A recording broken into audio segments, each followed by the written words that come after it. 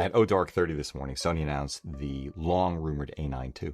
I'll put links to my previous A9 and A7 R4 videos in the show notes below because the bottom line is simple. The A9 II is a mashup of these two cameras with a twist.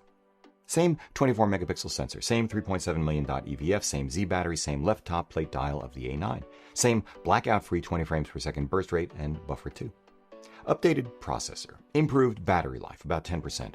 Upgraded IBIS, now 5.5 stops, stills, and video.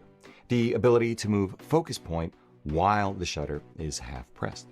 Autofocus algorithms, improved weather sealing, color science, dual UHS-2 high-speed card slots, 10 frames per second mechanical shutter, additional rear control dial, and improved grip, all from the A7R4. But Sony has also added some new workflow bits that make it more attractive to pro shooters and the organizations for which they work. Voice memo during or after the shot. 5 gigahertz Wi-Fi for faster, more reliable image transfer.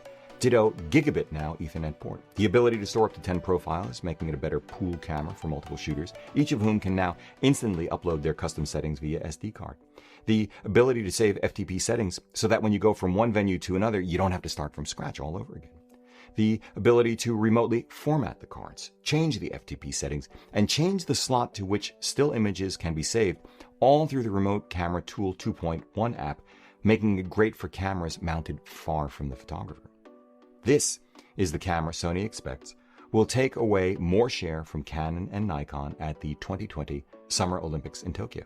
It is the camera that allows Sony to reclaim the $4,500 price point of the original A9 at launch, currently selling for $1,000 less, $3,500, and a darned interesting purchase alternative for people who want the best autofocus in the industry full stop and don't really care about the rest.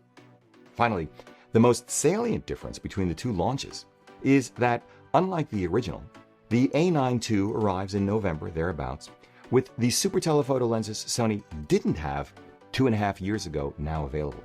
The 400 2.8, 600 4, and 200 to 600 5.6 to 6.3. Boom.